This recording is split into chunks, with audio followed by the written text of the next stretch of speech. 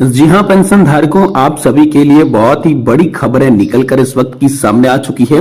जी आप सभी के लिए ईपीएस 95 पेंशन को लेकर अब सुप्रीम कोर्ट दिलवाएगा पेंशन। जी हां दोस्तों, तो क्या सुप्रीम कोर्ट कैसे पेंशन दिलवाएगा पेंशन धारकों की, इसको लेकर आज की इस वीडियो के अंदर आप सभी के लिए पूरी जानकारी की बात करने वाले हैं। वहीं दोस्तों आप सभी के लिए खुशखबरी है, अंतिम बेसिस का 50% पेंशन प्लस डीए मिलेगा। कमेटी की रिपोर्ट पेश हो चुकी है और दोस्तों यहाँ पर आप सभी के लिए वित्त मंत्री का बड़ा ऐलान आ चुका है। तो आखिरकार वित्त मंत्री ने क्या ऐलान किया है और अंतिम बेसिक की 50% आप सभी को पेंशन कैसे मिलेगी, साथ में दोस्तों डीए और डीआर कैसे मिलेगा, इसके बारे में भी आज की इस वीडियो के अंदर संपूर्ण रूप से जानकारी आप सभी को दी जाएगी। साथ ही साथ दोस्तों कर्मचारी पेंशन योजना को लेकर महाराष्ट्र, हरियाणा और झारखंड की ईपीएस 95 पेंशन भोगी मारने जा रहे हैं मौके पर चौका। तो दोस्तों आखिरकार महाराष्ट्र, हरियाणा और झारखंड के ईपीएस पेंशन भोगी क्या करने वाले हैं कर्मचारी पेंशन योजना को लेकर, इसके बारे में भी आज की इस वीडियो के अंदर बात करेंगे। साथ ही साथ बात करने वाले हैं ईपीएस 95 पेंशन भोगियों के लिए 7,500 प्लस डीए की पेंशन पर दोस्तों लोकसभा से बड़ा ऐलान सामने आया है। तो आखिरकार लोकसभा से आम सभी की पेंशन को लेकर क्या बड़ा ऐलान सामने आया, इसके बारे में भी आज की इस वीडियो के अंदर बात करेंगे। यानी कि दोस्तों पेंशन और पेंशन धारकों से जुड़ी तमाम बड़ी खबरों की चर्चा आज की इस वीडियो के अंदर करेंगे। इसीलिए आप सभी पेंशन धारकों से निवेदन करते हैं कि दोस्तों आज की इस वीडियो को आप लास्ट तक देखिएगा। साथ ही चैनल पर पहली बार विजिट कर रहे हैं तो दोस्तों चैनल को सब्सक्राइब जरूर कर लें। तो सबसे पहले बड़ी खबर की ओर चलें तो दोस्तों क्या अब सुप्रीम कोर्ट दिलवाएगा पेंशन धारकों की पेंशन। जी हां दोस्तों, ईपीएस 95 पेंशन धारकों ने सुप्रीम कोर्ट में न्यूनतम पेंशन बढ़ाने की गुहार लगाई है। वे मासिक 15,000 रुपए की मांग कर रहे हैं क्योंकि मौजूद पेंशन से उनका खर्चा जो है यहाँ पर नहीं चल पा रहा है। ईपीएस 95 पेंशन योजना के अंतर्गत आने वाले सेवानिवृत्त भारतीय खाद्य निगम कर्मचारियों ने अपनी मांगों को लेकर एक बार फिर से सुप्रीम कोर्ट का दरवाजा खटखटा दिया है। और इसी संदर्भ में दोस्तों यहाँ पर जो है कर्मचारी कल्याण संघ ने हाल ही में एक पत्र भेजकर माननीय चीफ जस्टिस के समक्ष अपनी पीड़ा को रख दिया है। दोस्तों इस पत्र में संघ ने उल्लेख किया कि सुप्रीम कोर्ट ने हाल ही में एक टिप्पणी की थी कि 15,000 रुपए प्रति माह सेवानिवृत्ति व्यक्तियों के लिए अपर्याप्त है। उसी को आधार बनाकर संघ ने मांग की है कि ईपीएस 95 के अंतर्गत पेंशन भोगियों की पेंशन को 15,000 रुपए प्रति माह तक बढ़ाया जाना चाहिए। संघ ने यह बताया कि वर्तमान में कई पेंशन भोगी केवल 1,000 से 3,000 रुपए मासिक पेंशन प्राप्त कर रही हैं, जो कि जीवन यापन के लिए बिल्कुल भी पर्याप्त नहीं है। उन्होंने इस पर जोर दिया कि इतनी कम पेंशन में उनका गुजारा संभव नहीं है और न ही वे अपने मुकदमे पर खर्चा उठा सकते हैं। इस परिप्रेक्ष्य से संघ ने भारत सरकार से आग्रह किया है कि वे पेंशन भोगियों की इस महत्वपूर्ण मांग पर ध्यान दें, पेंशन की राशि को बढ़ाने के लिए आवश्यक कदम उठाएं। संघ ने इस मुद्दे पर तत्काल एक्शन की मांग की है जिससे कि वृद्ध पेंशन भोगियों की शेष जिंदगी सम्मान पूर्वक तरीके से बीत सके। ये मामला न केवल पेंशन भोगियों के लिए बल्कि समाज के लिए भी महत्वपूर्ण चुनौती है। इसके समाधान के लिए सरकार को तत्परता दिखाने की आवश्यकता नजर आ रही है। ये दोस्तों हाल फिलहाल में आप सभी के लिए बड़ी खबर निकलकर सामने आई है। साथ ही साथ दोस्तों बात करें तो ईपीएस 95 पेंशन योजना को लेकर महाराष्ट्र, हरियाणा और झारखंड के ईपीएस 95 पेंशन भोगी जो है मौके पर चौका मारने जा रहे हैं। तो कैसा मौका है और कैसा चौका मारने जा रहे हैं ईपीएस 95 पेंशन भोगी, इसके बारे में चलिए आपको विस्तार से बताते हैं। लेकिन ध्यान रहे कि दोस्तों वीडियो को आप लास्ट तक देखेंगे तो ही आपको सारी खबरें जो है सही, सटीक और तथ्यों के आधारित चला करेगी। तो दोस्तों चलिए शुरुआत करते हैं। दोस्तों कर्मचारी पेंशन योजना 1995 की न्यूनतम पेंशन को लेकर हाल फिलहाल में बवाल मचा हुआ है। अब विधानसभा चुनाव की तारीख भी नजदीक आ रही है। ऐसे में पेंशनरों ने जहां जहां चुनाव होने वाले हैं वहां के लिए खास तैयारी कर ली है। पीएम मोदी पर दबाव बनाने के लिए घेराबंदी दोस्तों हाल फिलहाल में की जा रही है। पिछले ही दिनों में एक जनमत सर्वेक्षण में भाजपा के लिए महाराष्ट्र, हरियाणा और झारखंड तीनों राज्यों में गंभीर स्थिति की भविष्यवाणी की गई। पेंशनर्स ने इस पर दावा कर दिया कि उनका श्रेय कमांडर अशोक राउत और उनकी टीम से मिले समर्थनों को दिया जाता है। एक जनमत सर्वेक्षण में भाजपा के लिए महाराष्ट्र, हरियाणा और झारखंड तीनों राज्यों में जो है गंभीर स्थिति की यहाँ पर जो है हाल फिलहाल में पुष्टि की गई है।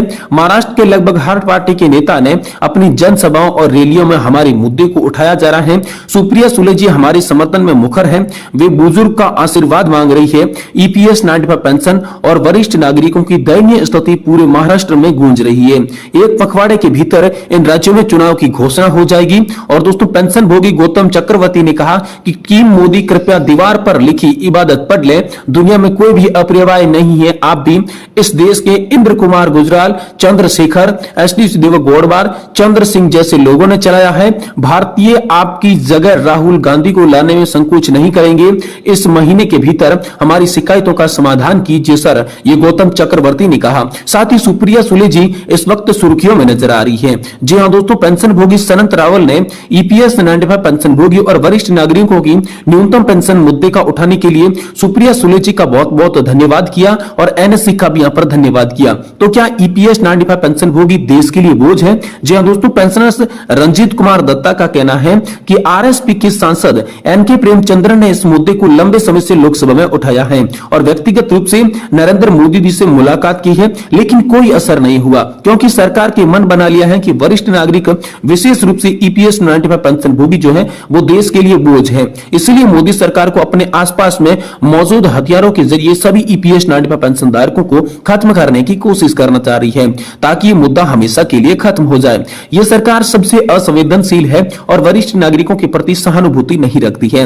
लेकिन मोदी ने कई मौकों पर कहा कि हमारा देश का लोकतंत्र बहुत मजबूत है। ये दुर्भाग्य की बात है कि सरकार हमेशा कहती है पीएम बहुत गरीब परिवार से हैं, लेकिन वह भूल जाते हैं कि ईपीएस 95 पेंशन भोगी बहुत दयनीय परिस्थितियों में अपना जीवन यापन कर रहे हैं, अपना जीवन का संघर्ष कर रहे हैं। साथ ही साथ दोस्तों, आप सभी के लिए अगली बड़ी खबर की बात करें तो दोस्तों, बेसिक का यहाँ पर जो है अंतिम बेसिक का 50% पेंशन, साथ ही डीए और डीआर मिलेगा। कमेटी ने दोस्तों इस पर रिपोर्ट पेश कर दी है। आप सभी के लिए बड़ी खुशखबरी आई है और दोस्तों वित्त मंत्री ने यहाँ पर जो है बड़ा ऐलान कर दिया है।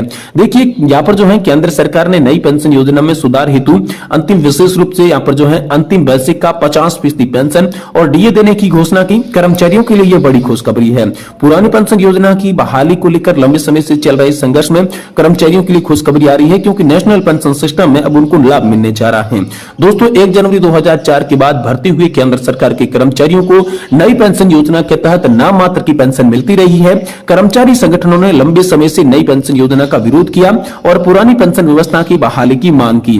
हालिया यहाँ पर जो है कर्नाटक और हिमाचल प्रदेश विधानसभा चुनाव में भाजपा को मिली हार के बाद सरकार ने कर्मचारियों की नाराजगी को स्वीकारा। हिमाचल प्रदेश की भाजपा के पूर्व मुख्यमंत्री ने खुलकर माना कि हार का एक बड़ा कारण कर्मचारियों की भी नाराजगी है। वहीं दोस्तों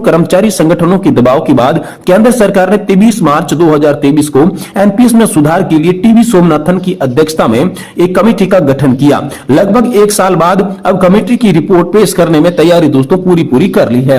वित्त मंत्रालय के सूत्रों के अनुसार कमेटी ने अपनी पूरी रिपोर्ट तैयार कर ली है।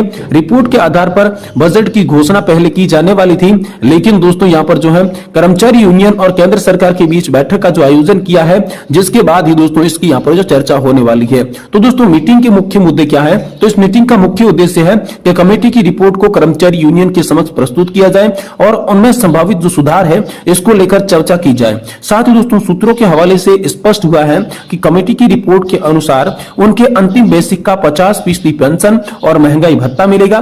मान लीजिए किसी भी कर्मचारी का रिटायरमेंट के समय बेसिक पे 70,000 रुपए है, तो बेसिक पे के हिसाब से 35,000 रुपए उनकी पेंशन होगी।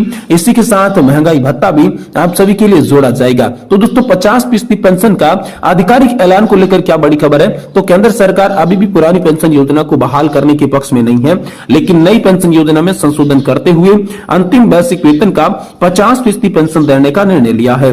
बजट से पहले इस निर्णय को कर्मचारी यूनियन के साथ साझा किया जाएगा या फिर बजट के औपचारिक ऐलान किया जाएगा, ऐसी उम्मीद लगा रही थी। लेकिन अब दोस्तों यहाँ पर सबकी नजर कर्मचारी भविष्य निधि संगठन की आगामी बैठक पर टिकी है। इस बैठक के बाद दोस्तों हम सभी को 50%